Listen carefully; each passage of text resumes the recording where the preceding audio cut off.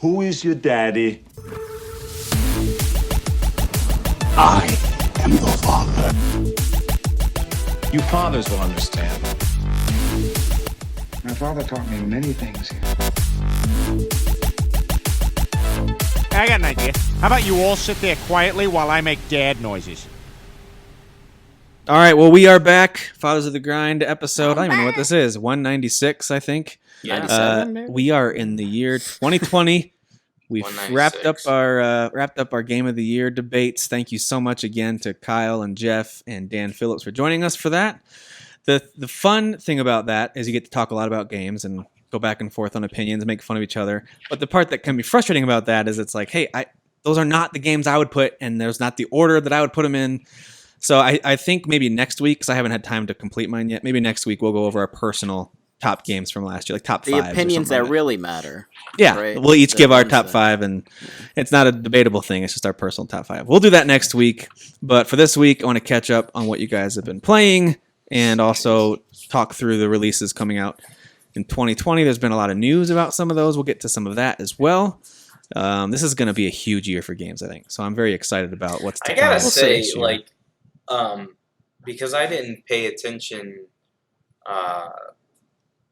I don't pay attention to gaming as much, but like all through 2019, all gamers were saying 2020 is going to be crazy. 2020 is going to be crazy, and I'm not saying it's not going to be crazy, and we're going to talk about it in a little bit, but like I think what surprised me is I started going through like the video game calendar, and I'm like, okay, there's one game I want in January, and that's a game that already came out on the Wii U that I've already played like 15 hours of. And then there's nothing Fire in Emblem. February. What is it? Tokyo Massage Sessions? Tokyo Massage Sessions. Okay. But like my point is like it doesn't until March get to where I'm even like remotely excited about a game. You're not excited about Ori, or did that get moved to March? That's March. March 11th. I thought it was February 11th. Did they move it? First couple of months are pretty quiet. Okay. Yeah, that's what I'm saying. And then like Neo 2 is coming out, I think March 7th or something. So that's like the next game I'm excited for. But then after it's a valid point. I don't know. I just felt like it kind of started slow, and I think it was because I wasn't really paying attention, and all I did was keep reading comments from people, not just in our groups. I'm in a lot of gaming groups now, and I'm actually semi-active too. And that's what 2020 is going to be huge. 2020 is going to be huge. So I then, like I said, started looking at the calendar. I'm like, yeah, it's not as huge as you guys. I think it'll be a really good year for games. I would still argue. Yeah. By the way, this is something we should maybe do in a future episode. It'd be interesting to look back. I still think 2018 puts up a good fight against the epic 2017 if you look at the releases that are there. I really think 2018 was awesome. But coming out of 20... Yeah, we would have to do a side by. We should do that. Like we should. I think we've done it in the past where we've been like, well, what's the best year in gaming? But I'm saying what we should Let's go year by year. Yes, we should do like a tournament. Like I think it's pretty obvious. Jeff do tournaments. We should do a tournament. I think this is pretty obvious that 2020 is going to exceed both of those hands down. Like it seems like it's got potential to. I think it's got potential to compete with them and possibly be better than them. And I gotta say this: while I think Cyberpunk's gonna be great, I'm not super stoked because it's first person. I'm still thinking I'm gonna end up liking The Witcher 3 more than Cyberpunk. Oh yeah, me too. I also like that. We've talked about that over text earlier. I prefer the fantasy setting as well, so I'm with you on that. But all right, well, we'll get into games for 2020 here in a few minutes. But I want to hear stuff you guys have been playing. I've got 3 main games I've been playing that I'll talk about in a few minutes, but let's start. I will talk about brand new games, or stuff I'm playing, but I wanted to talk about, because I mentioned this a couple months ago on the show. Yeah. I told you guys that I was looking into this game, Asgard's Wrath. I had watched... That's right. On VR, reviews. right? Yeah. I had watched reviews and stuff, and so basically everything ended up working out. Like, in case people didn't know, I'll give a quick update. My job at my last job, I'm not going to say the name even though a lot of people know it, ended November 22nd. I ended up getting a job offer on November 20th. What that means is not only did I get another job and I didn't have to like go through the stress of being in between jobs and all that, but also that means I got my severance from my last company, plus I had my new job. Yeah. So all that money I got is all just bonus money. So long story short, So when is my gaming PC gonna arrive? it's on its way. Actually, Okay, cool. I'm thinking about Where's getting my another one, jetpack? and then I'll just sell this one I have, which is actually really good. But anyways, Hey, need a no, jetpack. not kidding. And we got witnesses right now. If you do end up selling it, let me know what you want to sell it for. Because I would love to be able to get back into, like, I'll now tell you why I'm getting into city builders again right now. For some reason, I'm in like strategy mode, and I really want a PC to do that because consoles. honestly, not really there's several guys in the group. I think Tim's one of them. I think Dan Phillips. I think Sasan. Even Rob Rinaldi. There's several guys in the group that I know they love their visuals, they love games, that I think they should get into PC gaming. And I think the thing that It's just holds them expensive. back, That's all. I don't think it's the guys that I mentioned. I don't think expense is really the issue. I think it's this fear of I don't want to pay for something that is unknown. I know that I went into it with that, so maybe I'm projecting how I felt. But I was scared to buy a PC. I always knew I wanted one. I know. I think it was Jonathan has known me for a while from way back in our Fuse days, and I used to go and Fuse every once in a while, like once or twice a year, and I'd be like, I'm interested in a PC, but I was so scared to pull the trigger. And I finally did it, and I gotta say, the only thing, and I've been very honest about it, that I don't like about it is it isn't as comfortable to use as sitting on your couch, turning on your Xbox with your controller, moving around, picking a game, and playing it.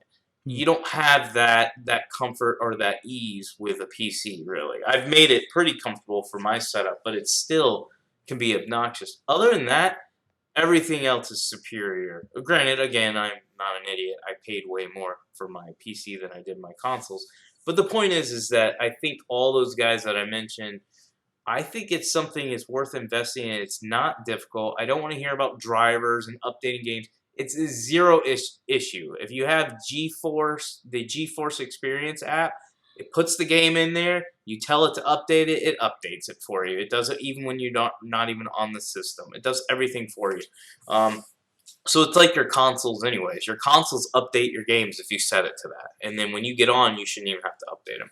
But hey, I got sidetracked because that's what I do. I was trying to talk to you guys about...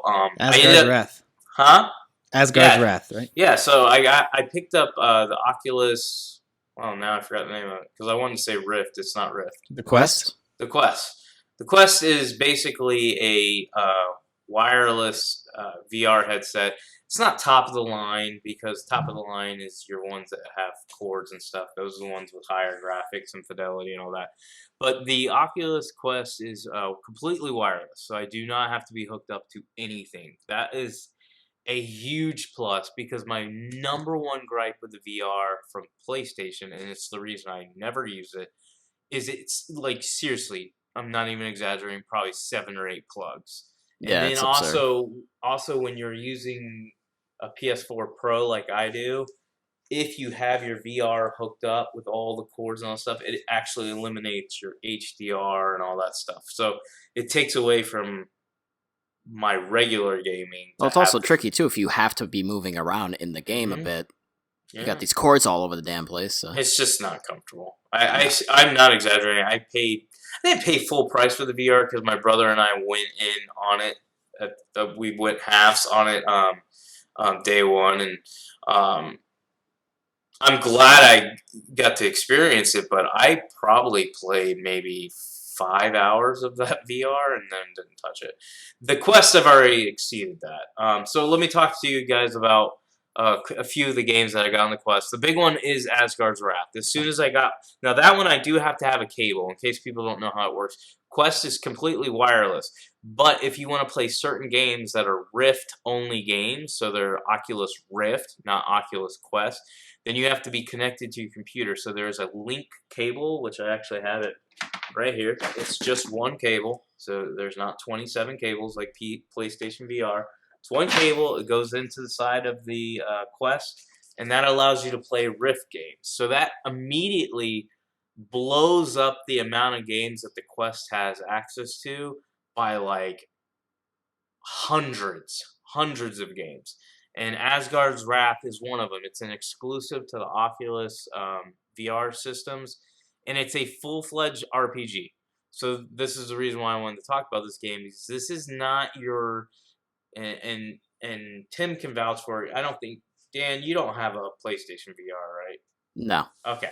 So most of the VR experiences, not all of them, but most of them are really just like these like little like games. They're not like what Like you glorified experience. demos? Yeah, kind of in that way. Like they're kind of like they're very I would actually compare it to shallow. mobile gaming. Weirdly enough, Yeah. Hmm. just as far as the depth of the experience, where every once That's in a what I while, said. I every used the once in a word while shallow. every once in a while you'll have an incredible game. It's like, wow, this is Yeah. really, they finally did it. And I honestly, I know Derek likes to make fun of it. There are some mobile games that are shocking. It's like, wow, they did a good job with this game. But most of them, pretty garbage, pretty shallow. I think the same could be said of VR. I think so. I think VR is very shallow. There's not a lot of depth. There's not a lot of good story experiences, and I get it because there's limitations to it. Which is a bummer when you get stuff like Moss or Astrobot. People don't believe you when you say these are as good as any other platformer out there. But they don't. I They're do like, yeah, want right. to try Astrobot. That's the only one I really want to try. I can play Moss on Oculus. That's on that. Oh, nice. So at some point I will buy. Moss is a cool little like storybook platform puzzler where you're this cute little mouse and you're kind of like this being that's watching him travel through this forest. It's really cool. Really cool. So Asgard's Wrath is basically it's anywhere from 20 to 40 hours long. It's really anywhere from 25 to 40 hours long. It's story-driven RPG. I would say the combat, because of the fact that you're playing in VR, is more like your Skyrim, because you're first person and you're holding your swords and stuff like that. But it's got great voice acting. I'm not real far into it because I don't game a lot, and when I do game, I don't want to be standing. But so it's mainly a weekend game. So when I have time on the weekends and I feel a little energized, I'll play it then. But basically, it's well acted. It's beautiful. It's in 1440p on the Oculus Quest with the link, obviously. That's what allows it to run it. And it just plays really good. I was actually really impressed. And all Are the characters animated well? Like, do they move around realistic? I mean... Yeah, I mean, your movements, everybody else is fine. Your movements, though, can be a little weird or janky, but overall, they're still better than a lot of the VR experiences I've had, where, like, I think it's Skyrim VR and all that. That do it where you, like, push a button or click, and then you just, like, appear You kind of just jump somewhere? Yeah. Isn't that how Doom VR works, too? Yeah. I stay away from that stuff. That was one of the very first things I checked on this game. I'm like, if this is one of those skip adventure games, I'm out. No, you move. You're walking, and you can control the direction with your head. I'm going to talk about it more in Dude, the that's what future. Farpoint was like, by the way. A lot of people skipped out on Farpoint. Not a bad alien shooter. Anyway. I think there's more... I want to say I'm less... I'm forgetting a lot of words tonight. I think it's just too late. Basically, what I'm trying to say is there's a lot of good experiences on VRs that I was ignorant, is what I was trying to say. I was ignorant of just because after I bought that PlayStation VR, I stopped giving a crap about VR. Like, I didn't review or look at anything. It was not until Asgard's Wrath, which I can't even remember why I saw it, but I watched the video and I was like, this is the game I believe, obviously at the time I hadn't played it, I believe is going to get me into VR gaming. And since I bought it, now I'm doing a little more research on the games out there, and there's some good experiences. Like the games that came with the Oculus Quest, and Tim, you would like this. This was free. So you buy the Quest, which I ended up getting it for $360 instead of $400 because Best Buy gave me a 10% off and it worked on it. Usually it doesn't work on hardware, but it worked. So I got it for $360, and then it came with not only the headset, but it also came with 3 free games, which it's really one game, but it's 3 parts of it, and that's the Star Wars Vader game or whatever. So it's there's 3 episodes to it, and that came with it. So, and that if you go and look at the reviews on that game, that's considered a really good experience. I would say that's probably more of a. I haven't checked on like whether it's really story driven, but It's a little more of a shallow, like, hey, you get to fight. More of a demo type. Yeah, you get to kind of do some Star Wars fighting. Hardware, yeah. Yeah. But there's a lot of cool experiences. There are There's actually a game by, of course, I'm gonna forget the developer who developed Spider-Man. Oh, Insomniac? Yes, Insomniac did like an open world VR game. I'm very interested in it. It got pretty good ratings, like 8s and above. And they say the gameplay, I didn't have a clue. That's what I'm saying. And they said the open world's cool, the shooting's cool. It gets a little repetitive, but they're basically like, this is a full-fledged, like, open world shooting game. I'm like, really? So I think they're a solid developer. So. Oh yeah, well, that's why I'm gonna buy it. So, and it's got I watched some videos on it. It's got some cool gameplay, but I'll talk about the game more in the future as I play it more. But I can say from the little bit I played of it when I first got into it, when you're just looking around and you're walking, and like one of the first parts, you're like after like an action sequence, you're just sitting here walking through this canteen. And you're talking to people and stuff. Like it feels like you're in this sounds place. Cool. Let me ask you this. Go ahead. Sorry. Go ahead, Dan. Well, I was gonna say I remember the first time you mentioned it. I kind of went to go look at a trailer real quick because I thought I had heard of it, and I thought I remember it being like, oh, this is like basically Elder Scrolls VR, which I mean, I'm pretty much it is Elder Scrolls series. So yeah, when I saw the trailer, I was like, this does look pretty awesome. So, and being able to kind of look around and, it's obviously a different format, different experience. So Derek, if Dan were to tell you, let's say Dan shoots you a text and says, dude, I'm about to go buy VR. What should I get? Do you tell him, hey, you've already got a PS4, get the PSVR headset because you've probably already got access to a bunch of games you're not even aware of and all that kind of stuff. Or should he get the Quest even if his PC can't do the Rift stuff? I think even if let's say you don't have a computer at all, or your computer's not good enough to run, because you still have to have a good video card. Like for instance, real quick, the game we're talking about, Asgard's Wrath. If you don't have a GTX 1080, which is what I have, which is not high end anymore, but it's pretty high up there, video card, it doesn't run it.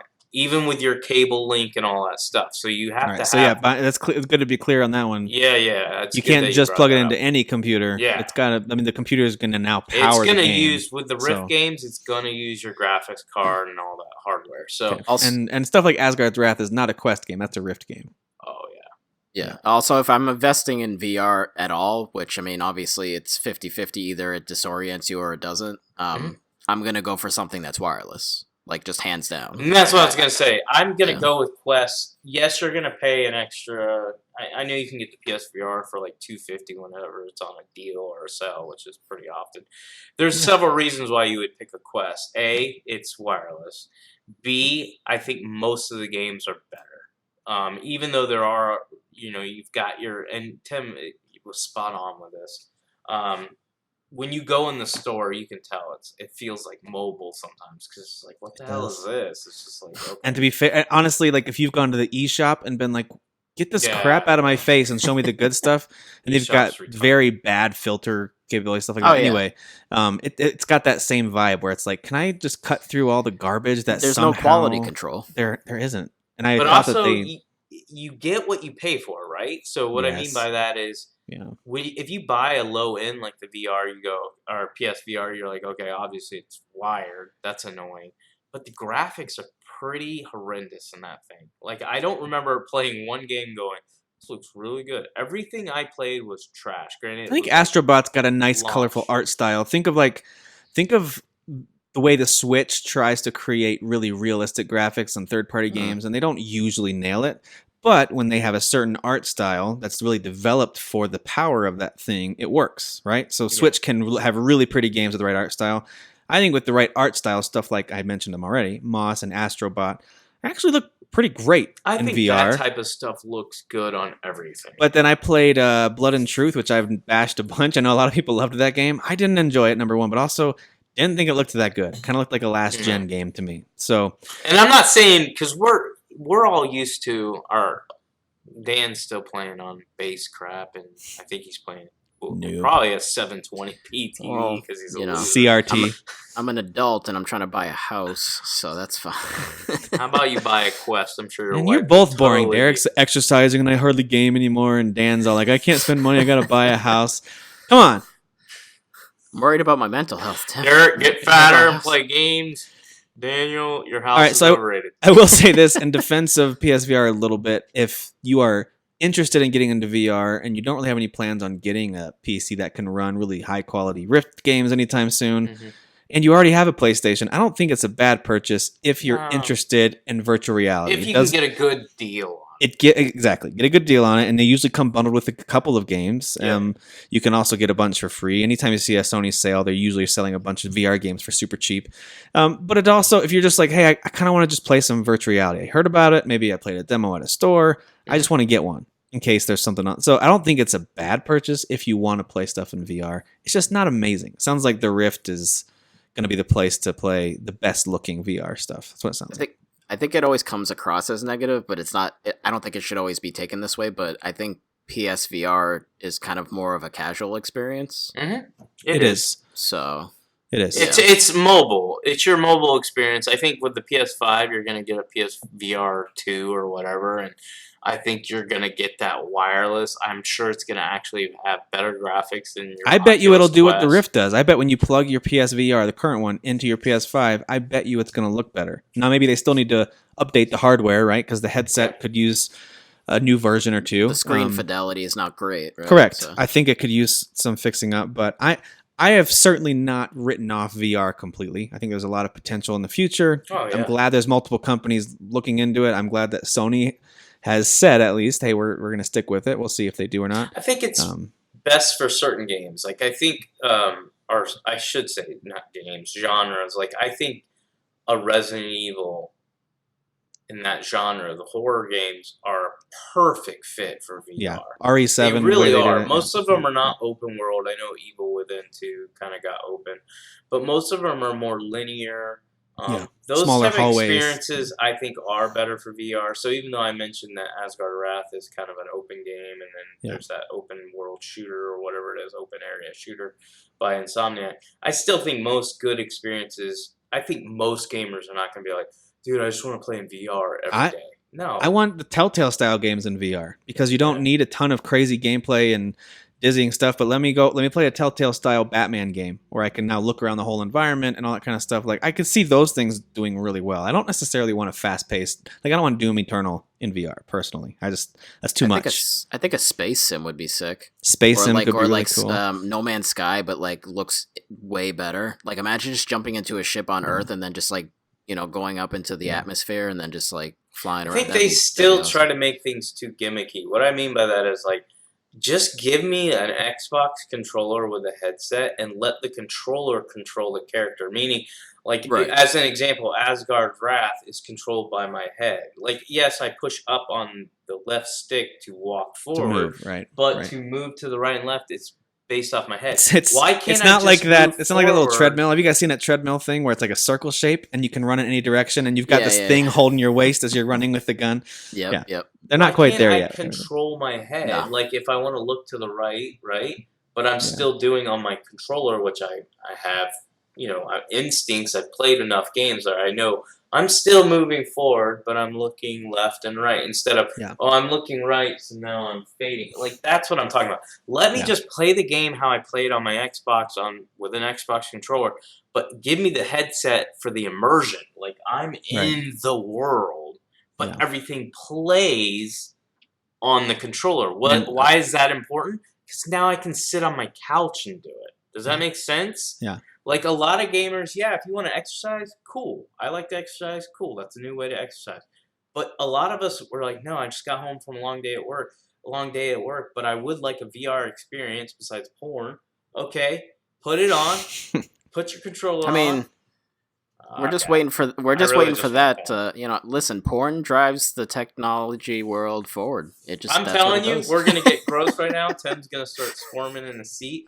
But here's what I want: VR over my head with one of those fleshlights attached to it, And every time she's doing Jesus. something, the fleshlight does something. They're in sync. Now, hold on. Do you get trophies for that? Hell yeah, I'll be achieving Okay. a lot of stuff All right. right up in there. All right, I'm buying just gonna cut out this whole section. All right, so let's stop talking about VR. That's really cool though. I want to hear more about that as you go along. Dan, anything you've been playing since we last chatted? Yeah, that virtual porn that Derek's. Virtual porn, of course. Yeah, I actually did buy VR. No. So I did finish Star Wars Fallen Order. Okay. Which is why I was saying, when we were texting earlier, I have a lot of feelings and thoughts because from going from that Let's and talk watching it out. Let's hash it out. Rise Let's go.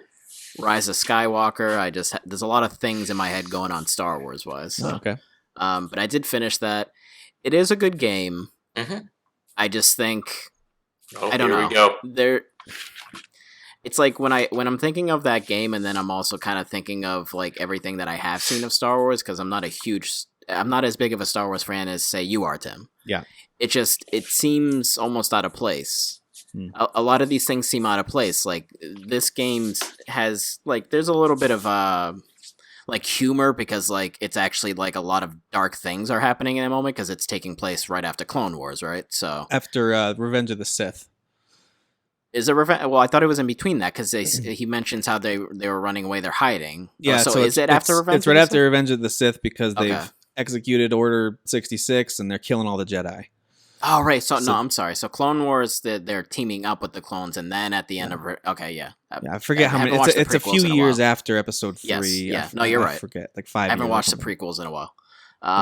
So the actual Watch right. prequels. So what's going on in the universe at that moment is very dark, and like the characters like maybe kind of try to find some humor in the moments, but like that game overall seems so serious.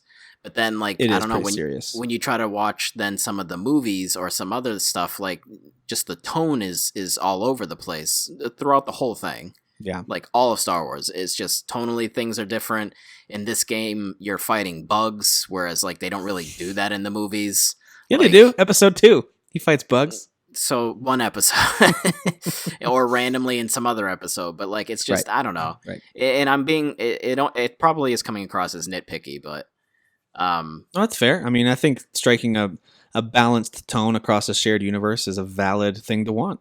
But it's difficult, right? Because I mean, you're talking how many years of different lore, directors, different developers, different people casting visions. That's different tough. media, Video games compared to a movie. Movie, you just have to entertain us for an hour and a half, right? You know, it's funny you mentioned that.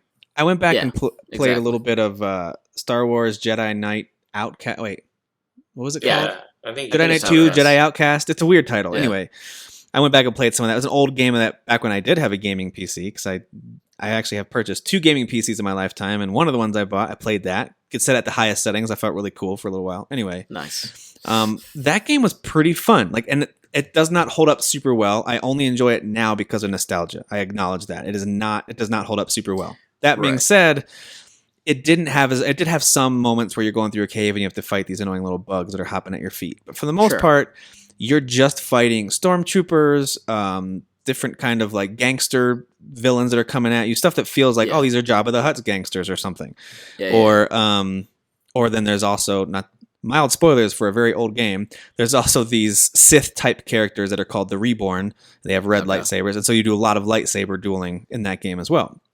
So that maintained, I hear what you're saying, it maintained more the tone of what I expected based on what I saw in the movies. Whereas you're right, this one does feel a lot more like it could have been a more generic space adventure, but it happened to be Star Wars. They included things like lightsabers and certain types of enemies. So you're right. It is a much different tone. Yeah, I agree with that. And I definitely preferred more of those combat moments when I was actually fighting a person, as opposed to fighting anything else that wasn't, a stormtrooper. Except for that last boss. Ugh. She's the worst. Yeah, that was tough. I mean, that boss, whoever it might be, is the worst. I didn't have to change difficulty though, so I was pretty proud of that. So nice. I did. And then that whole end moment is actually pretty awesome for specific reasons that obviously I will not mention. I was surprised there. For anyone who saw the Rogue One movie, and you know that it just ends with this really awesome scene that gets your blood going. Like you're just like, this was so cool. Even if you don't love Star Wars, it's just really cool. Yeah. The game ends on a similar note of just like, wow, that was awesome. Yeah. So, yeah. But yeah, I think Derek was mentioning at one point when we were doing our Goaty discussions about the way you traverse the world too. Mm-hmm. Yeah, he didn't like the platforming. Yeah, I don't have an issue. I don't think I have an issue with the platforming. I think sometimes it does feel not super organic. Well, like, let me feel like somebody interject. just kind of made. I don't have a problem with the platforming as far as it didn't feel smooth or it didn't platform well. I had a problem. It kind of goes with what you said, Dan, and that you're talking about. You're like, hey, here in this game, I'm doing this. I'll just use the example. It's not a big deal to me, but I'm just using an example of, hey, you're fighting bugs. But I watched all these movies and shows, and they don't really fight bugs, right? Same thing with this. Like, I've played a lot of Star Wars games. I've watched a lot of Star Wars movies. And they're not jumping from wall to wall and trying to solve a riddle to get into a cave every 5 freaking seconds. That's what I didn't like. It was this level design of, and again, I understand we're playing a video game. I can separate it. It's not that big of a deal. What I'm talking about, this is personal preference. I didn't want to land on every single planet and it be like little miniature islands that you have to jump to get and move forward. I just want to explore the world. I want like an open area, and you can have like little caves, side caves and stuff you explore that can have your puzzles or whatever, your jumpy areas. But I'm talking literally every planet was designed the same way. Like, hey, you have to jump from point A to point B, figure out how to get there. It didn't feel like super organic, right? No, it didn't feel like I was playing Star Wars. It felt like I was playing like a 3D platformer. With a lightsaber. I know this seems like a weird comparison because, like, it seems like only like Derek and I like this game, but Dragon Age Inquisition, right? A lot of people like those that are game. large open areas. One of them's not the guy wearing glasses with a gross beard. But like, I was gonna say we're all wearing glasses. Where are you going? All right. Like, I kind of feel like that game's a good middle ground of like it's not just this like massive, just huge world that's overwhelming. It's like these large areas that are easy to digest, and those giant areas feel natural. Like you kind of go in and it's just open, and there's like, you know, caves and just, you know, things you can go down under into, and so on and so forth. It's all about exploration. Yeah, so I feel like if it was a little more like that, I felt like it matched up. This is where I think it took 3 or 4 obvious pages out of the From Software book, and one of them I felt was the level design and the way as you get through certain areas, then you unlock a shortcut to come back later. You unlock the door from the other side, or you drop a ladder, or whatever it was. I felt like the level design was that. What's that? Metroidvania, like, a little Metroidvania, but not so much like you're finding a power. Like, hey, if only there's a few of those, right? There's a couple of walls you got to push and things like that, but. For the most part, I felt it was another page they took out of the From Software book, and they took probably 3 or 4 pretty significant ones from the From Software handbook. But you guys got me thinking, if I'm following that line of thinking, because I understand where you're coming from. Is it true? Are they still making an Uncharted movie with Tom Holland? Is that still happening?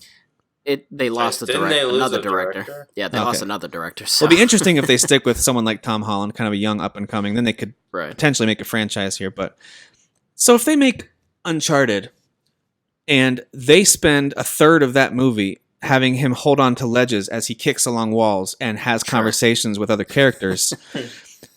That's going to be ridiculous because it's a completely different medium of delivery. Yeah. But when you're playing the game, I understand why they're doing that. I understand they want you to figure out where I have to climb. That's maybe a bad example. I know, especially Derek hates the climbing sections, but they're also not going to have. They're also not going to have Tom Holland slowly sneak through the long grass and take out enemies one by one, and then sneak all the way around to the other side to get the. Like, it's going to be much faster paced, much more Indiana Jones. Oh yeah, it's not going to be experienced the same way a game does. So I would never expect that with another franchise, and I only use Uncharted as an example because I know they haven't made a movie yet.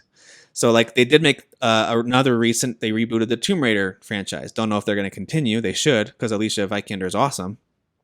But that movie did not involve her noticing some kind of 3 weird shapes in the wall, and now she has to go invade these tombs and find the shapes, the rocks that go into those spots. That's a video game thing. Sure. And that gives you a reason to go explore in the video game. So I guess I don't necessarily find that the argument that, hey, this video game is making me do video game things, I don't think it really holds water as a criticism against it. I already said that I didn't agree with Daniel on that as far as like, hey, fighting bugs, blah, blah, blah. You're playing even a video honestly game. Though, they're even the solving puzzles and how do I I'm get, okay like, with all that stuff. I'm talking about like the planets, like literally how they're designed. It does not look like any movie, anything they've ever made. So you could go, well, it's a video game. They decided to do that. Cool. I don't even have a problem with it. I'm saying personally, my issue is they've clearly made it that way to be a video game, but it's not fun for me. For other people, they were like, "Do agree with me?" Yeah. No, I don't agree. Like, I don't mind like you're fighting a bug. No, I didn't say that I Right. minded. I just I was just saying I more like fighting I the think you were soldiers. just using it as an example, but Yes. the point is I'm saying I think when you land on a planet, even in this game, you totally could have done this. Like, they didn't have to make it the way they did. I think part of it is also it saves time on like designing huge open areas. But like, you could make it open area like a Dragon Age. It doesn't even have to be that big. It can be even smaller, right?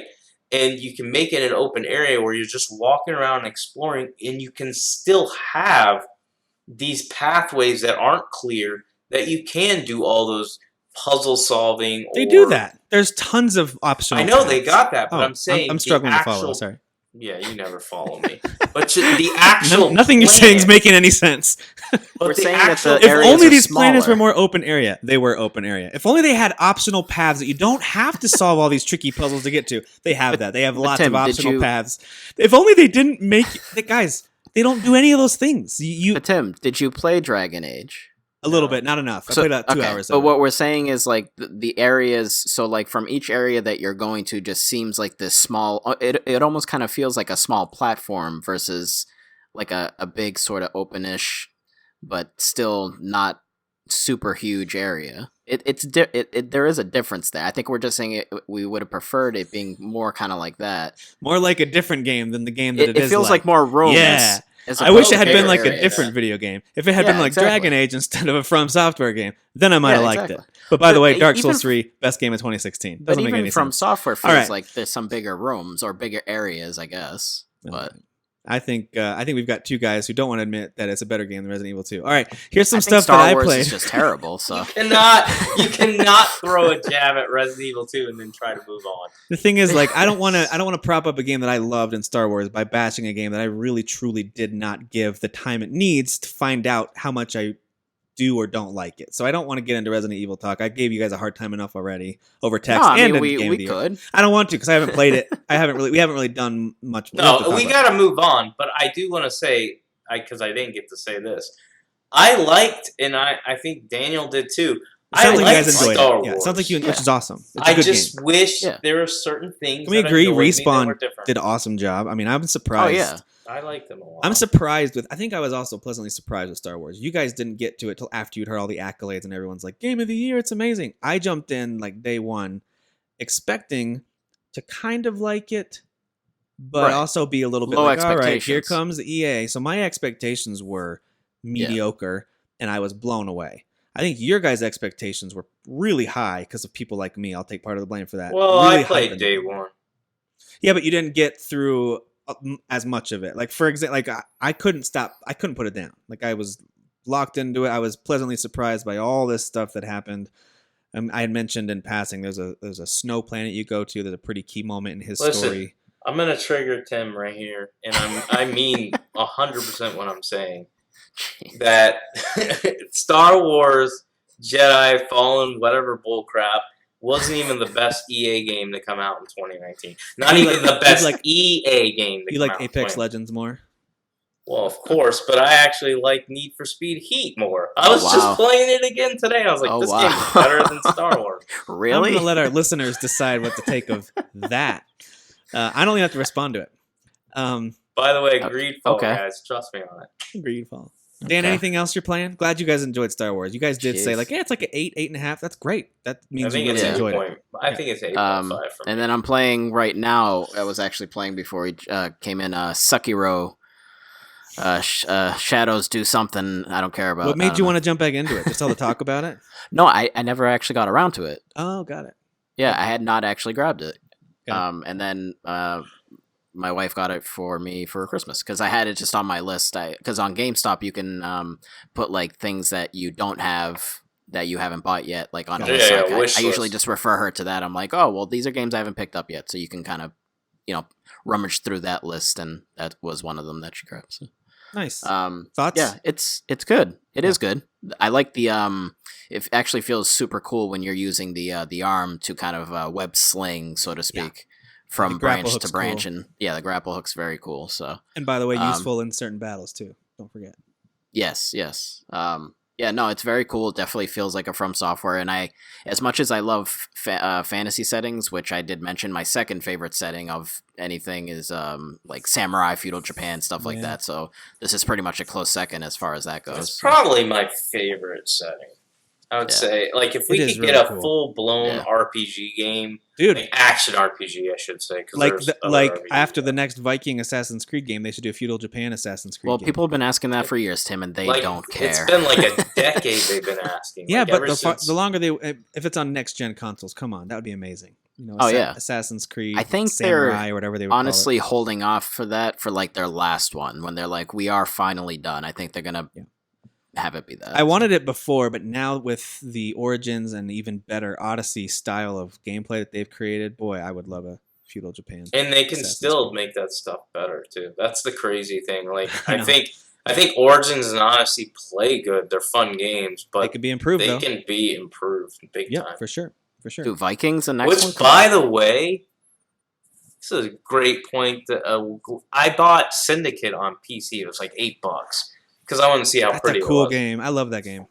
Oh my gosh, Assassin's Creed Syndicate clearly shows off how much they've improved with the Yeah. combat in those other two games. Those Oh. two games came right after Syndicate, and Right. I loved Syndicate. And as I was playing, I was like, I don't love Syndicate. I mean, I still do. And Yeah. will always hold a special place Yes, in my but heart. the combat doesn't. But the combat, Yeah. oh my god, it's Well, not good. Origins was the first one in how long that they finally took a break? They took a year break, so They took a year off, did Origins, took a. Well, it's not only and that they did a took a year year off and did break, they finally got into a rotation where they have multiple studios creating Assassin's Creed. So not only did they give it a break, but they gave that team an extra year. So they had like 3 or 4 years to create that game, exactly. which all other studios did. By the way, Dan, there's no confirmation on the Vikings. There's just a ton of rumors, and it feels pretty assured.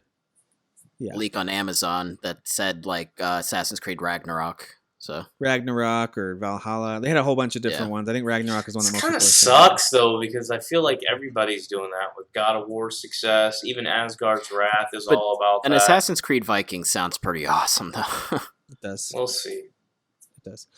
I always thought they would eventually have Desmond become a fallen assassin and do a modern day one. And then Watch Dogs came out, and I was like, well, I guess that was kind of, well, whatever. Well, I thought that was going to be what Yeah. I thought that's what They they did. were going to do in Watch They did. Dogs. Is they're Isn't gonna it? be Spoilers from like, Assassin's Creed 3. He done make it. we're all all right. connected.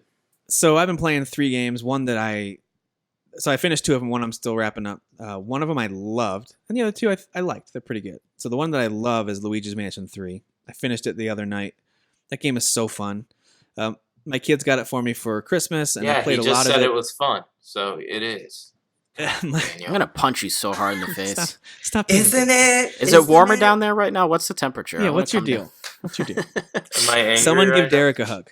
All right. So anyway, Luigi's Mansion 3 is absolutely delightful. It was more than even with all the accolades it was getting, it was just way more than I expected. There's a ton of game there. That game is meaty. There's a lot to do and lots to Yes. explore. Tons of secrets. And then there's a whole multiplayer suite of stuff that's a blast to play as well. By the way, the game is almost totally co-op available. You can be Luigi and Guigi almost the entire game. And there's certain sections where you actually need it, like the final battle. No, second to final battle specifically. Would have been great to not have to do that one by myself, because there's 2 floors where you kind of have to, I don't want to give too much away, but you're battling a boss. Luigi's on the top floor trying to avoid lasers and get the hits in. and Luigi's underneath trying to turn off the electricity lasers for you so you can actually get to the enemy. That's Tim, really tough to do. I don't want to brag, but I did that all by myself. So. Same. I did too, but it was tough. I was like, man, this would be much easier if I had someone help me out. Anyway, so I finished it, really enjoyed it. It was a lot of fun, very cute and just adorable. It was a gorgeous game, right? Really pretty game. Yeah, that game was, I mean, I wanted to say for a Switch game, but like it just the art style is very. I think good. It's fair to say for a Switch game because I'm surprised. Now, the only time I had any hiccups with the visuals was when I was in a large battle with tons of ghosts on screen playing it docked, and I would get some slowdown that was notable on my big 4K TV. Yeah. Playing handheld, I didn't experience one moment of slowdown or problem. So overall, really, really good experience. Man, I love that game. My kids, since they now have their own Switches, my twins, they just fired it up tonight for the first time, and they're going to do the whole thing co-op. I heard them down there laughing and playing co-op together. It's just a really cool game. Highly recommend if you own a Switch, especially if you have kids, but even if you're just a big kid like me, you'll like it. It's a lot of fun. Yeah. And lots of boss battles, very creative boss battles too. Really fun. Okay. The other two that I'm playing that I like a lot, but I wouldn't call it love. One of them is the Shovel Knight King of Cards. If you've played Shovel Knight, you know exactly what to expect. There are legitimately 4 full-on kind of action platformer experiences to be had with the Shovel Knight Treasure Trove. Like they're all separate games. Each character plays very differently. And the King of Cards is pretty fun. The King Knight is pretty fun to play as. His main move is a shoulder bash, kind of like a charge move. And then as he bounces off enemies or walls, he goes into a spin, and then you can bounce kind of Scrooge McDuck style on top of enemies, kind of like Shovel Knight does. It's pretty fun, very clever, just like the other games are. But I feel by the time it was wrapping up, I was like, all right, I get it. Like this is more Shovel Knight stuff. I get it. And it was very well done. The card game in there is kind of fun. Not amazing, but kind of fun. But overall, I would say I think it's just because it took so long for it to come out, and then it was essentially another Shovel Knight platforming experience. It didn't blow me away. It was good. It was good. Yeah, it was when they did the Kickstarter, it was like the whatever you want to call it, like they kept meeting the certain goals, so they kept adding stuff to it. Yeah. So that was like the last thing that they had to sort of satisfy from that. Yeah, and I think that game just took a long time for them to fine tune for a whole bunch of different reasons, but anyway, if you have the Treasure Trove, you've got access to it. The only other reason I'd recommend it is if you love old school pixel platformer style games.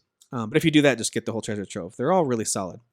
And the last one is one I'm playing right now. This is where I kind of wish I had a PC for, to be honest with you, is on Game Pass. They just added a city building strategy game called Frostpunk. And so if you've got an Xbox, you can try it out for free.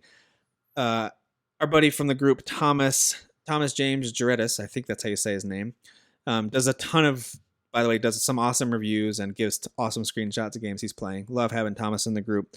His take on it was, it's kind of cool. The setting's cool, but the controls are wonky. And I agree. The controls take a lot of getting used to. You're using a controller with a isometric kind of god view of a city you're building.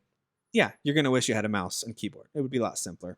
Those games are tougher with a controller for sure. That being said, they mapped it pretty smart. There's a whole lot of hotkeys you can use. There's, you hold in the triggers to bring up certain menus. There's very easy ways to pause or fast forward time with the directional pad. I think they did a good job of, there's a lot of quick actions, by the way. You hover over any building and you hold in the right trigger. It brings up kind of some quick actions that you can do, the more typical things you might want to do with each building. So anyway, here's what Frostpunk is. It's basically set in a steampunk kind of industrial revolution time period, except now this unbelievably crazy winter has arrived and it's not going away. And the whole earth is just covered in snow and everyone's freezing to death and cities are barely surviving.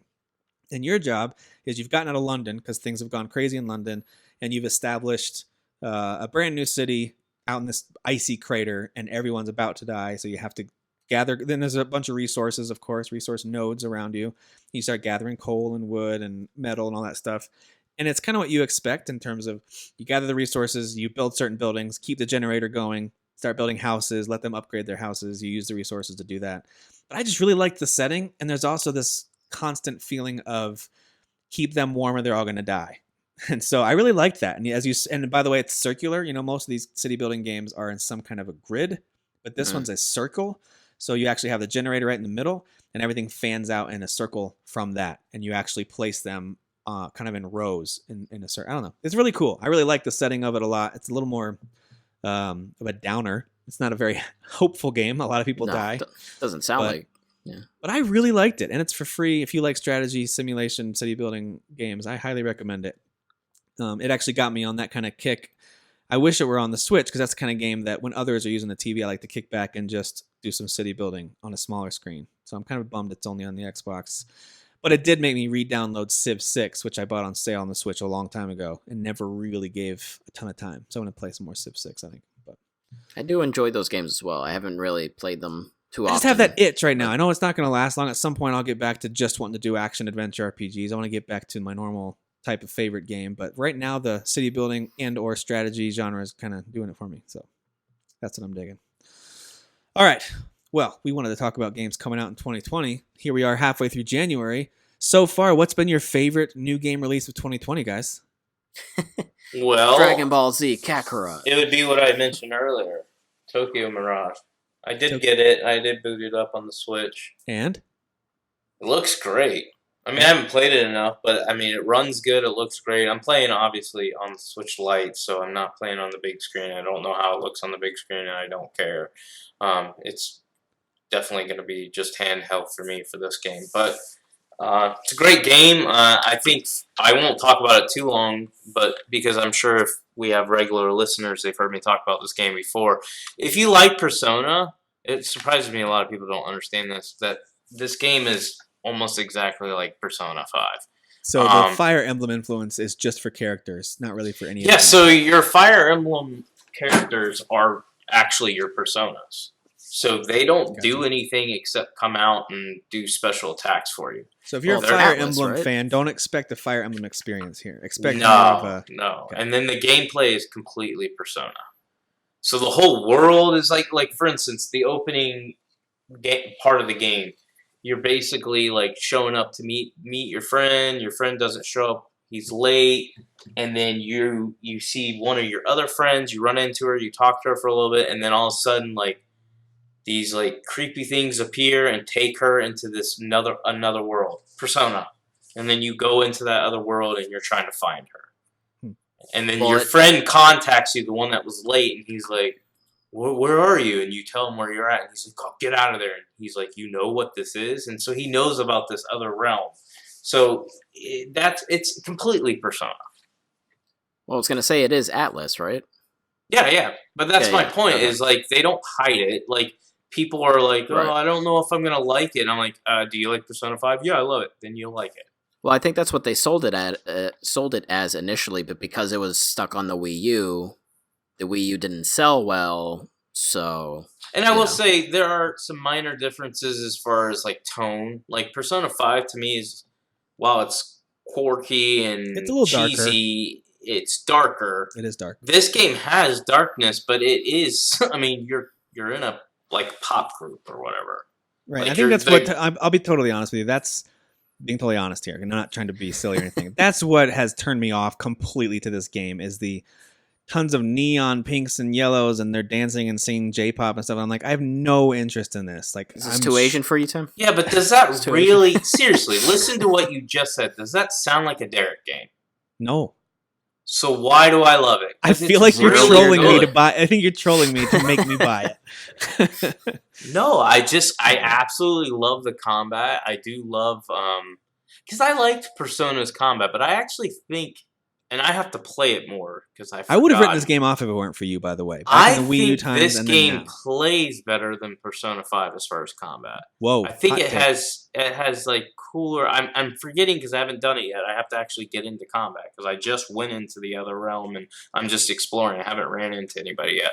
But like, if I remember correctly, that was the thing that hooked me that I even talked about on our earlier show. So this is a show you would have to go back like 3 years ago.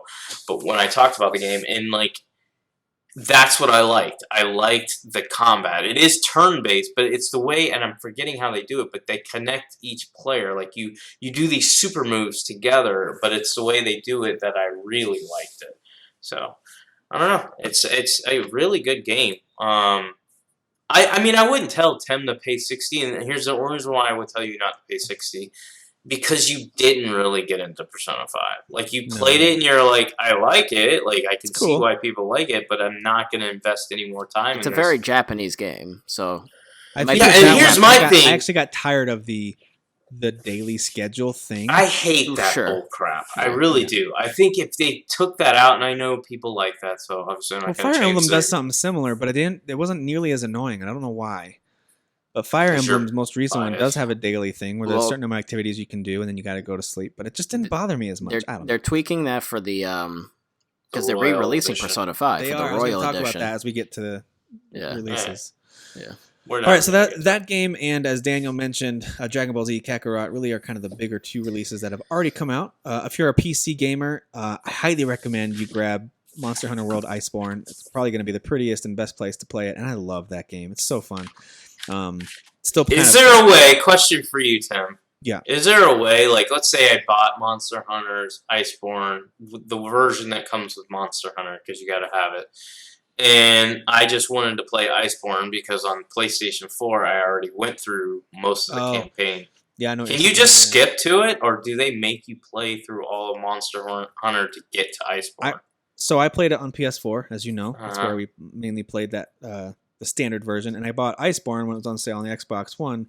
I couldn't find a place to jump right into Iceborne. Like, have the character start at whatever. See, that's so dumb. Like, I couldn't Destiny find at it. least If it's does there, that. I couldn't find it, and I'm an idiot. But so I love that game so much. I didn't mind kind of working my way back through. I'm already pretty far back into the Xbox One X playthrough, but that is annoying. They should allow you to have a way to just jump in and play the Iceborne content. All right, so that's out.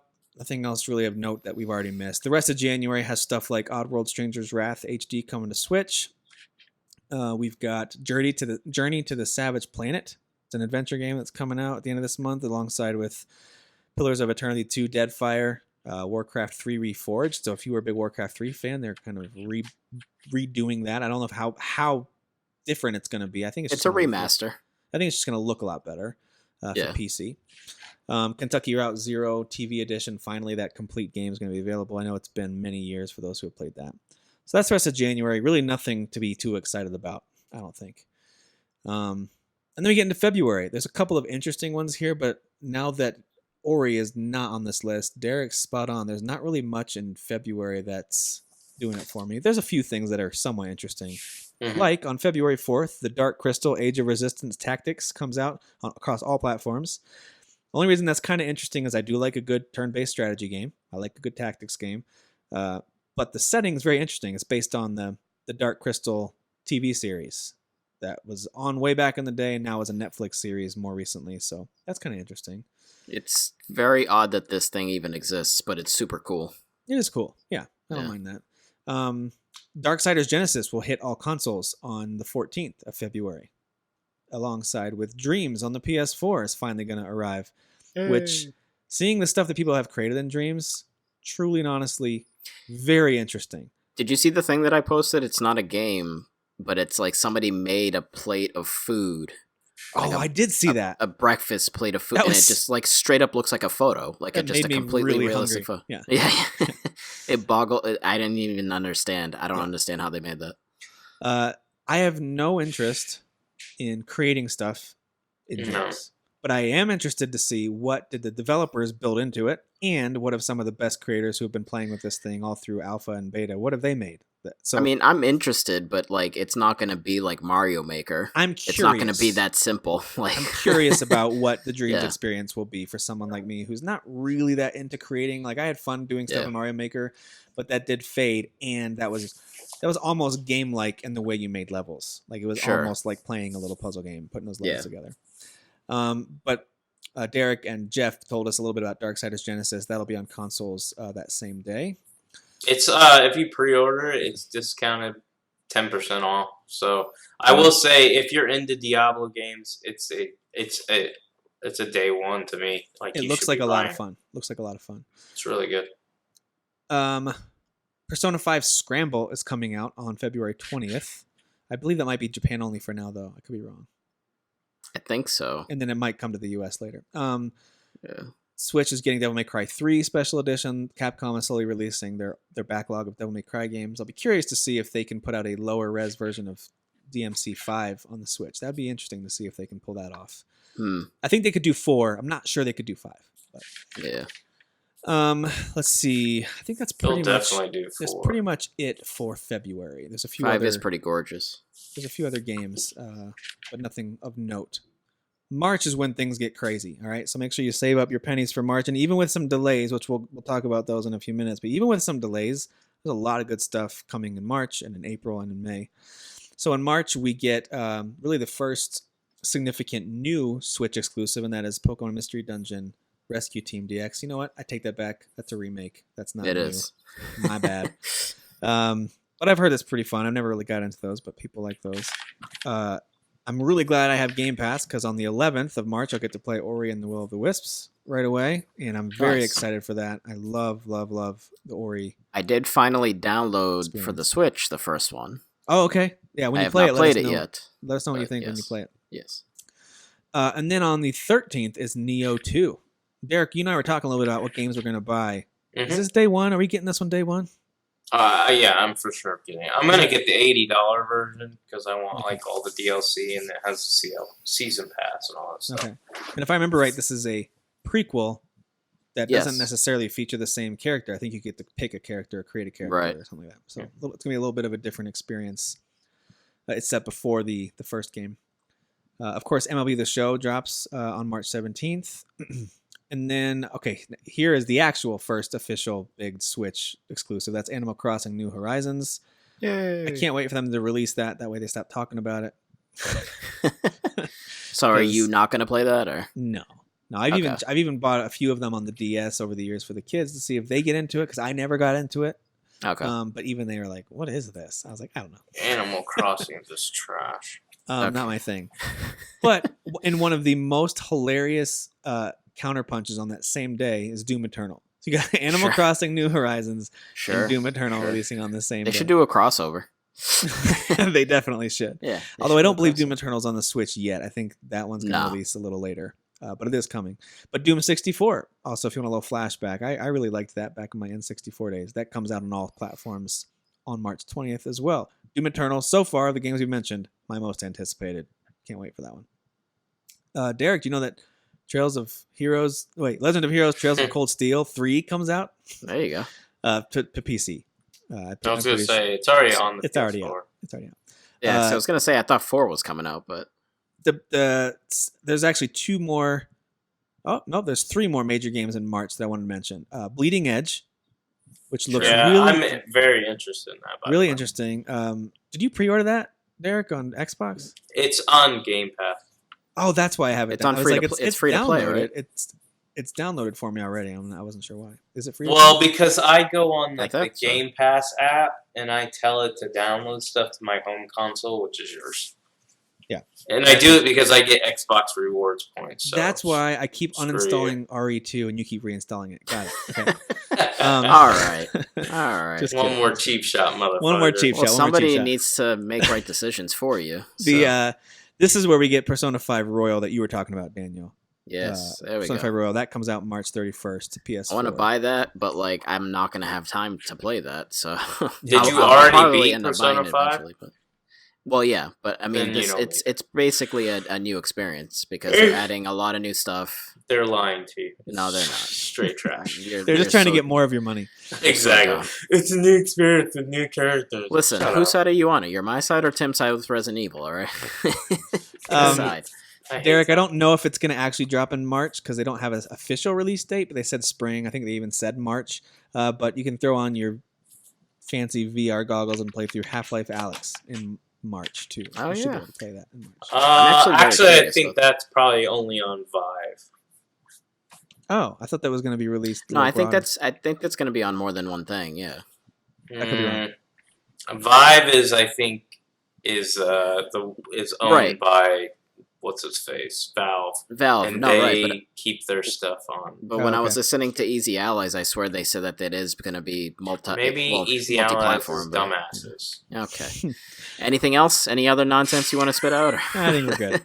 All right, so moving into April, of course, things kick off with the highly anticipated Resident Evil 3 remake. I've been told that if Resident Evil 2 wasn't really my gameplay style, I might enjoy 3 more. Don't know how true that is, but I will certainly Why? give it a shot, just like I did for 2. Well, gee, thanks, Tim. Yeah, I'll give it a try. So generous. But I'm nowhere nearly as excited for that one as I am for Final Fantasy VII Remake. And if I'm excited, then that's dwarfed by Freitas' Please be excitement. excited. Yeah. Please be excited. I think that game looks gorgeous, and it's going to So be can we sit here and make jokes about Final Fantasy delays? Can we just do that for like an hour? Sure. No one does that ever, right? Yeah. So the thing is, like, to me, it's not even that impactful of a delay. Like, if they not when it's a month. I mean, I was bummed, but I was like, if they had said we now are going to release this holiday of 2020, I would have been like, whoa, this is going to get bumped again. But now I feel like they moved it a month. I think it's actually going to come out on April 10th. Yeah. It'll be fine. Yeah, it'll be good. Predator Hunting Grounds comes out April 24th. When they first revealed this one, I got excited about it because I thought, oh, awesome, an action adventure stealth game when you're Predator. Nope. It's kind of an evolved style multiplayer game where you're either the humans hunting Predator or either Predator. Hard pass for me on that. It's the same developers from the Friday the 13th game. Yeah, which that's what that is. So, This next game, I think Derek should at least take a look at just because of the cleavage involved, and it's Trials of Mana. They're doing a remake of that for Switch and PS4 and PC. I actually have access to the old Trials of Mana game with the Mana collection that I bought. I just haven't tried it. I haven't tried it yet. Here's a surprise one that I did not know. Not only were they making it, maybe I just missed the news, but I didn't realize how quickly it's coming. But on April 28th, you'll get Gears Tactics if you've got Game Pass. Oh, yeah. Or you could buy it. But again, I mentioned earlier, I love a good tactics game. I love XCOM style games. I thought this looked cool, too. This looks really fun. It's supposed to be kind of lengthy, too, right? Yep. Yeah, it's like a 40 plus hour game. And that's if you just like mainline the story or whatever. Yeah, that's just the main story mode. I'm sure. Which, by the way, that's not a selling point for me anymore. Like, I don't want to hear this game is 900 hours. No, I'm out. No. The Witcher 4 is going to be 1,000 hours per quest. I hope so. All right, so that's it for April. Pretty busy month. But as we'll talk about, I believe April was going to have Avengers, but that got moved. We'll talk about it did. There was a lot of moves, big moves. Oh, and April was also going to have Cyberpunk. Yes, and that also got moved. So we'll talk about both. Three of those. big moves. They both moved from the same month into the same month later this year. Which I gotta say, I still think that stuff's pre-planned. Like, I think they announce when it's a big jump like that. I don't think they're like, "Oh my god, we need 5 more months." Like, I think they know 6 or 7 months ago that they. But why would they even give a date? I mean, for the investors, because I think they try to gain like how interested are people in this game. How many pre-orders are we getting? That type of stuff. They try to gauge things. Also, keep in mind, for these companies, you've got different departments. You've got your marketing and PR department that is pushing for, give us a date, give us a date. We want to tell you, our gamers, our followers, the date.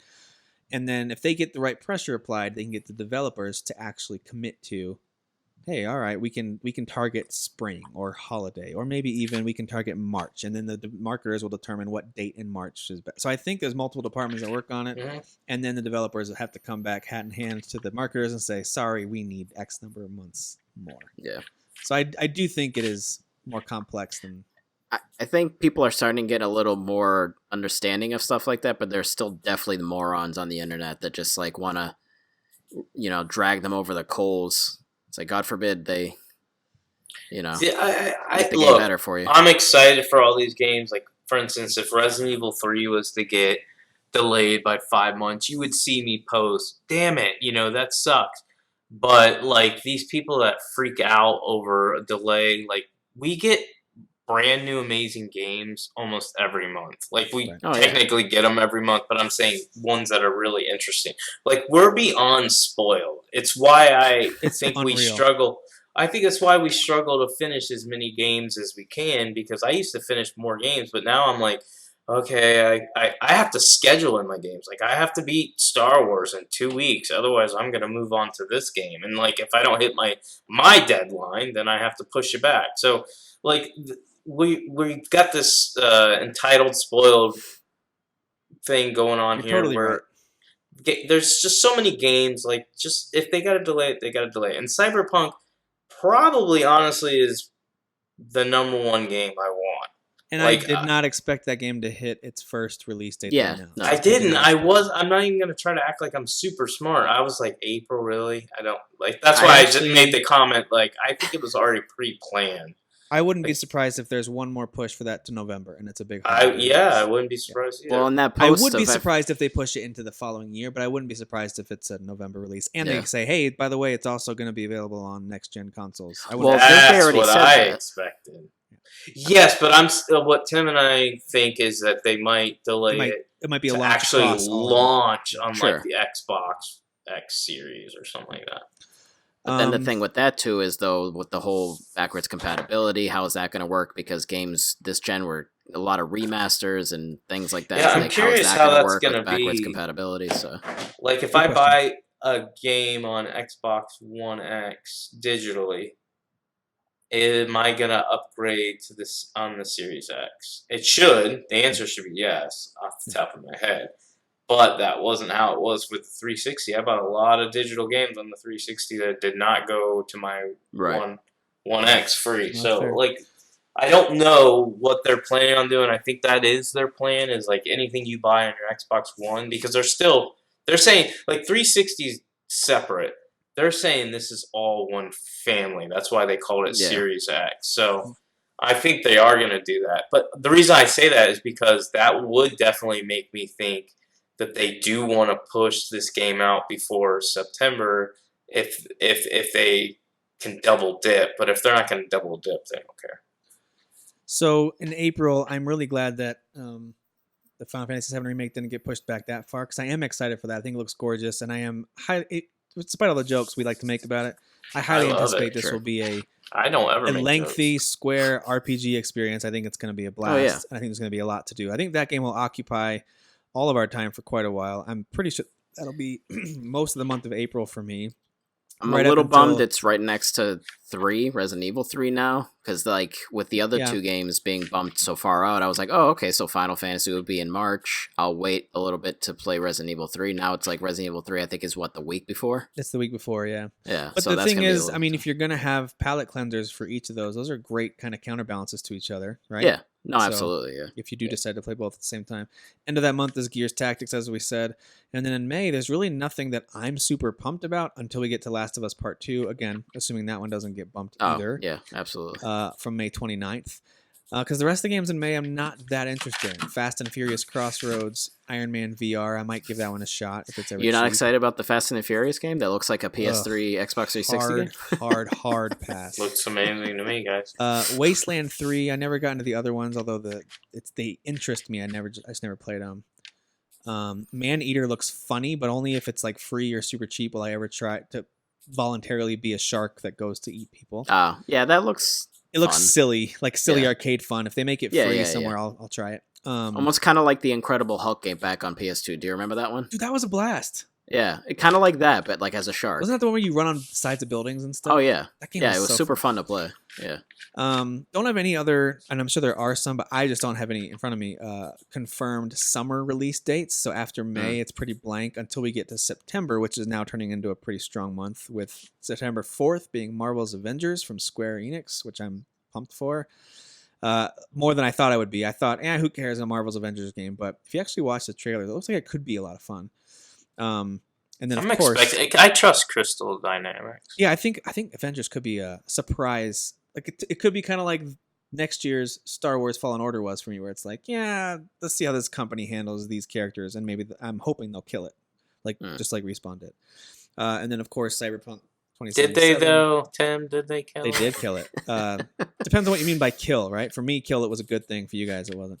But Cyberpunk 2077 drops on September 17th at this point. That is their target release date for that. Other than that, I don't have any other scheduled release dates. There's been some generic like, hey, holiday or Q4.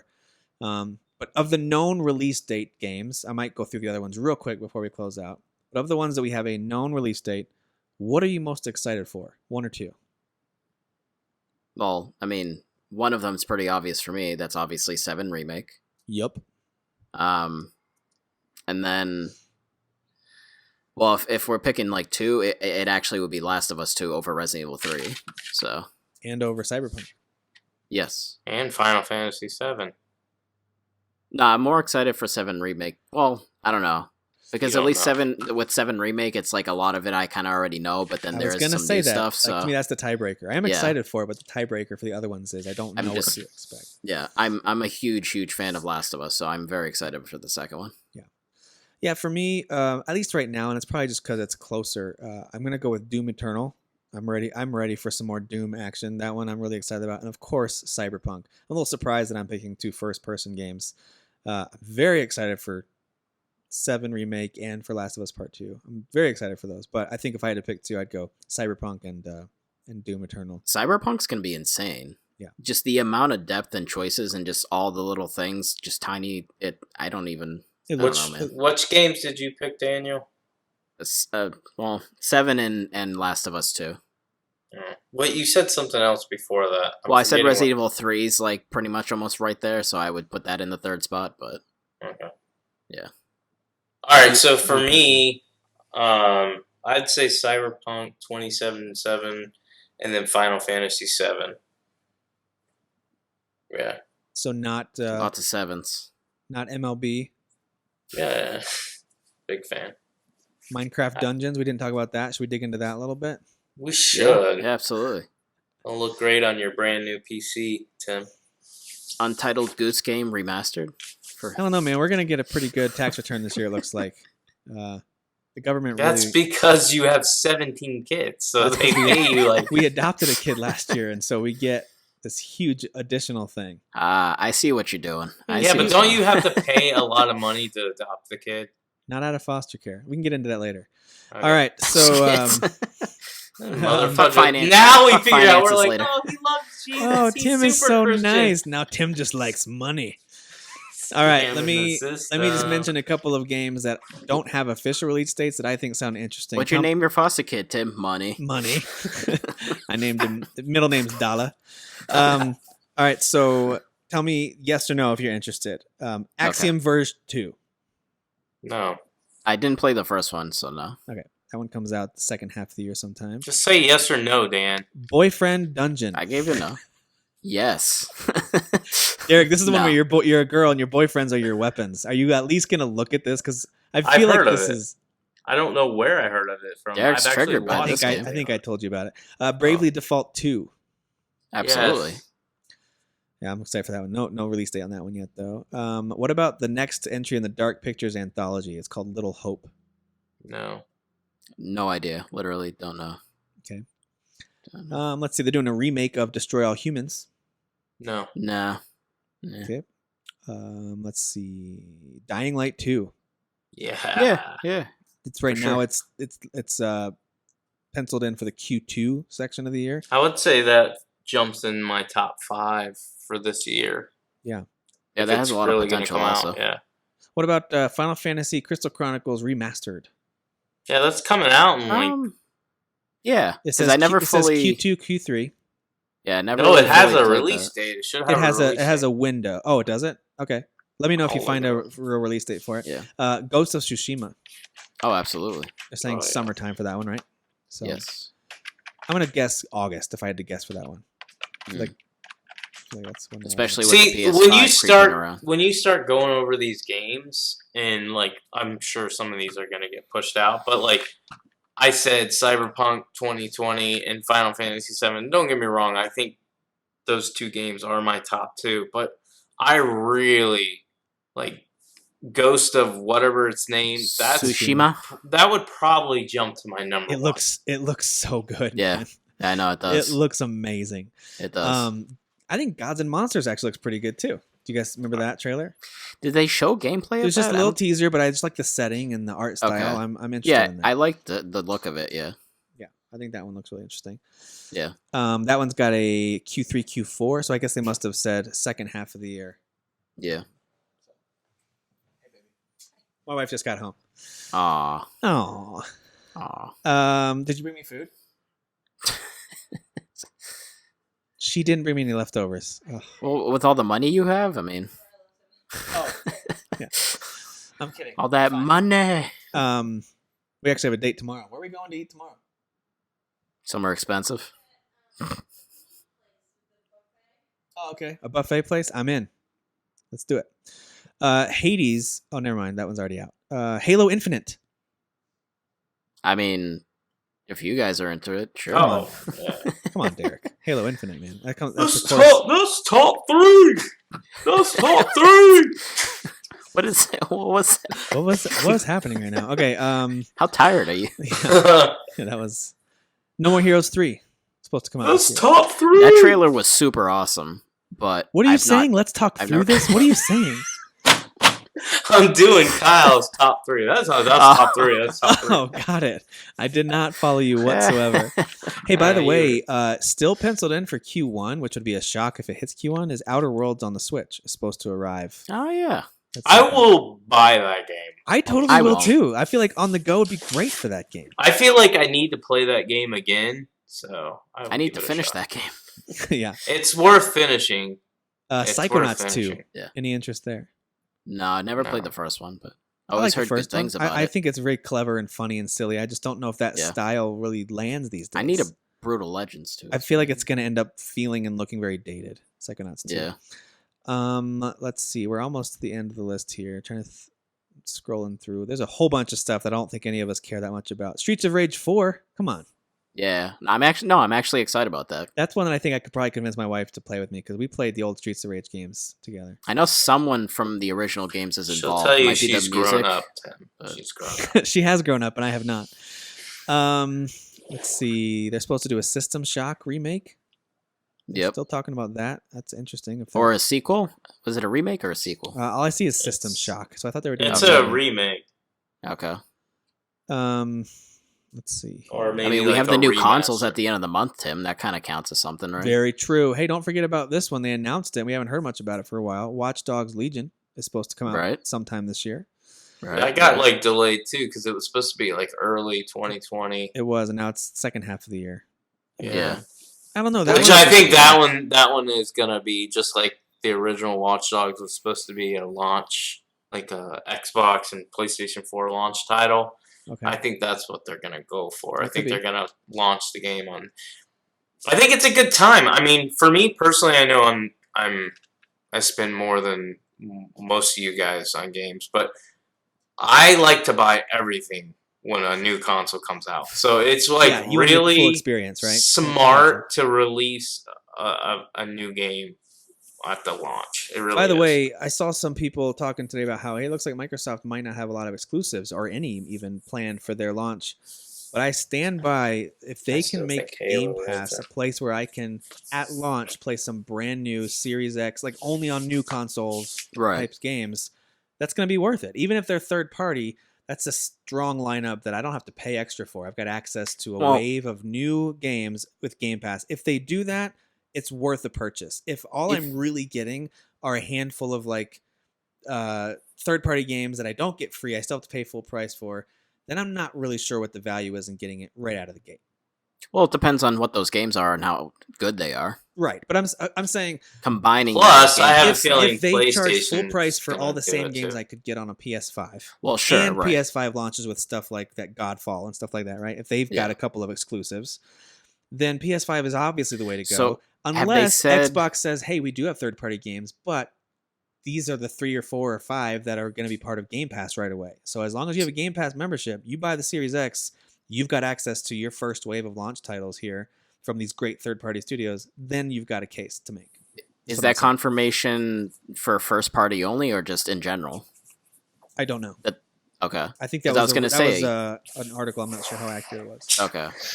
Last one I wanted to mention real quick, Xenoblade Chronicles Definitive Edition. They're re-releasing that on the Switch. I want that so and bad. that's going to be pretty cool. That game needs a visual overhaul. So I'm excited. They're about also that. adding an area that was cut out from the original too. Yeah, those are really cool. Oh, so it makes it a brand new experience. Persona brand new 5. Exactly. All Persona right, guys, 5 before we wrap Royal. up, give me one prediction for 2020, something that hasn't been announced yet that you think might happen this year.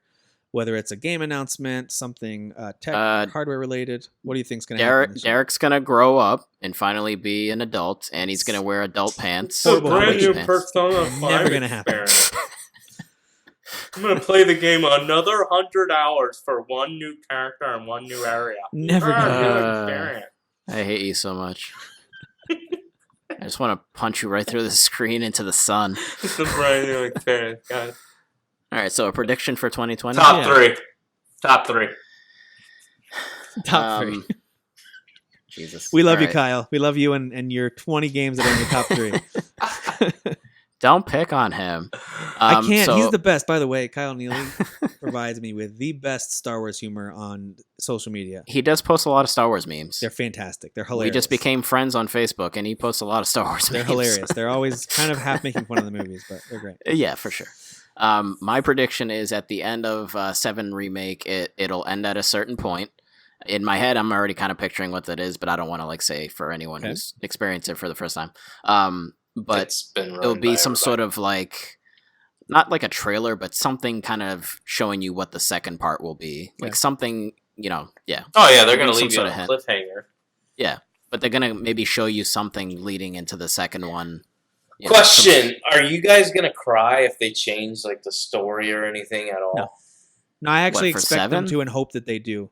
Well, they are changing the story. They're adding stuff to it. So I know, but changing things that let's say a certain character survives for some reason. they're not gonna do that though. I'm not saying that, but I'm saying in It's not general, gonna happen, Derek. I wouldn't be upset by that. I think if they hey, all of a sudden you and Sephiroth are best buddies and he joins you, you can recruit him to your team. Then I'd be like, this is stupid. This is really dumb. Well, technically, Tim, you do play him for a moment. That's true. in the game. But you know what I'm That's saying. later on. If they Yes. changed really key core pieces of what that story is, what Final Fantasy VII is all about, then I'm like, what's the point? That's just really dumb. Yeah, here's the thing. They're probably, I already said that they're going to, but there's definitely some stuff in that original game that didn't quite make full sense. One, No. because translation-wise, Yeah. and also, they just cut some things out. I So- still love when Sid yells at you to drink your tea. Yeah. Still one of the best. I hope that that better make the cut. It probably won't. At least not the way it did in the But original. to Derek's point about character death, I think that specific character's death you're referring to, and that doesn't happen in the first section of the game. So that wouldn't Right. happen in this experience we're going to have. But that's a pretty key moment in the development of Cloud's character and his relationship with Sephiroth and that guy's development as a villain, all that stuff. So, anyway. Well, finding out who he is also. Finding out who he is, yep, all those pieces. But we'll see. We'll see what they do. Derek, what's a prediction you've got for this year? The Xbox Series X will come out. Wow, Boy, bold. you're feeling really courageous today. Bold. You're at the cross section of brave and stunning. Damn it, Tim! You took it right out of my mouth. Top 3. Took the words right out of my mouth. 2 in the stunning, 1 in the brave. Well, I guess I could go off of what we were talking about earlier about Xbox Game Pass. I think PlayStation 5 is going to launch with a PlayStation Now that's going to be revamped. They already dropped it to $10 a month, but I think they're going to start including. Or no, it's less than that. I think there's still it's $10 a month. I think they're still gonna be afraid to be like, hey, all our first party games are $10 a month. No, I don't think they'll do that. But I think they're gonna try to add relevant third party, maybe some of their first party or something. I think they're gonna try to match Microsoft in some way. Gotcha. They might do it differently, but they're gonna do something. Well, I think they've said that they will do first party, but it's going to be timed exclusive, so to speak, for PlayStation Now. God of War 2018, God of War will be on there for a month or 2 or something. So, or they might do what EA does, and that's, hey, subscribe, and all your new games you have access for 10 hours. Yeah. And if it's story driven, they might cap it at 3 hours, or so early stop you access. Yeah. Okay. There's a whole bunch of guesses that I think are more just I want this to happen. So I'll give you a couple of examples of ones I thought about. I want them to announce Horizon 2, whatever they're going to call it, and it's a launch game for PS5. I want that. But that's not a prediction I would make. I do think they're working on Horizon 2, and I think it's probably going to be. Of course. It's probably going to be after the first year PS5's out. It'll be in that second wave of games. I think it'll actually be a launch title. You do you legitimately think they're going to surprise announce it and it comes out this year? I think there's a potential for it. Just like any game. I think it will. Well, here's why I would argue that. You've already got Ghost of whatever coming out. Tsushima. Yeah, and then you've not talked about Horizon at all. And if you know anything about selling stuff, you got to talk about it, and you got to talk about it for a while, especially if it's a big purchase. they're not gonna sit here and be like, oh, by the way, this game's gonna launch on the PS5 as well. Like, they're not gonna do that. They need to separate the 5 with everything else. That's why these games can't be pushing themselves too forward, because then it's like then they're I have a overlapping. feeling Ghost would be your launch title. So if you were to say, Derek, Ghost will end up dropping to a PS5 launch. Okay, I'm with you. They've already talked about it, and it would make sense. It falls into that time frame. But again, it gives them more time too. Are you saying like on an actual disc, like a release for PS5? Because that's what makes it tricky with the backwards compatibility. Why are you going to buy a new disc if you could just pop in the PS4 version? And I'm saying they're not uprises? going to release it on the PS4 like early. They're going to release it. They're going to delay it till the PS5. Oh, so you think it'll similar? To what It'll you said still with be playable on Cyberpunk. the PS4, but I'm saying your first It'll initial launch will be when the PS5 launches. So the prediction, if you were to say that. And I think this is still a little bit overly optimistic, but I would not be surprised because we really don't know what Nintendo's doing this year, other than Animal Crossing and a couple. I think you're going to get a new Switch. I don't think they're going to get a new Switch. I think they're going to stick with what they've got, and that could. No, it's going to be a better version. But I think year. that's not going to happen until 2021. But I do think that they are actually going to release the follow-up to Breath of the Wild for this holiday. Yes. I think Breath of the Wild 2 is going to pretty much run on the same engine, and it's going to look a lot similar. They're going to have new characters, new story, new areas to explore, but it's going to play very similarly. And I think it's going to release this holiday. That's going to be the big Nintendo game for this holiday. And I also, sadly, do not think we'll see anything Metroid Prime 4 or Bayonetta 3. So. Yeah. Where the hell is... I mean, Metroid I get because they literally said, like, we're restarting this. Yeah. But where's Bayonetta 3? I don't understand. I'm not sure. I'm confused. There you go. Yeah, I'm really sad about that. Coming up. Hey, listen, thank you guys for staying up late. I know it's getting late for you. No, that's all right. Tell you what, let's do this next week where we bring our personal top lists from 2019. We don't have to debate the list this time. It can just be, here's what I liked. Sure. So actually, before we go, though, can we spend another hour discussing how the new Star Wars trilogy ruined the entire series? We can. We can also talk about how Resident Evil 2 is objectively and subjectively better than Star Wars Fallen Jedi. Yeah. Tell you what, it's you also guys better than the new trilogy. Don't worry if I disappear from the screen. I'm still listening. Okay, you guys go ahead. Stay Resident up Evil as late 2 remake is better than the new trilogy. New trilogy. 2. All right, that's it for this week. We'll talk to you guys next time. Resident Evil 2. Top 3. Top 3, guys. Stars. Let me ask you real quick before we go. Which is better, RE2 or RE3? RE2. But Nemesis is better than Tyrant.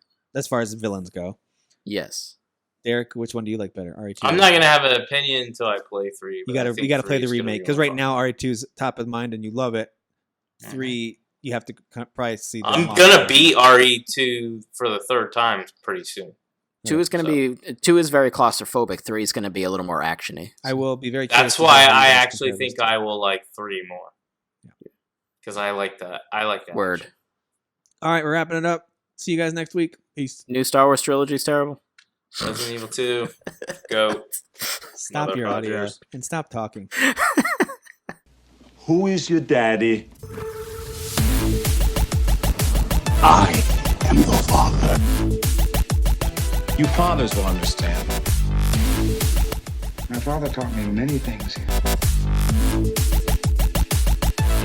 I got an idea. How about you all sit there quietly while I make dad noises?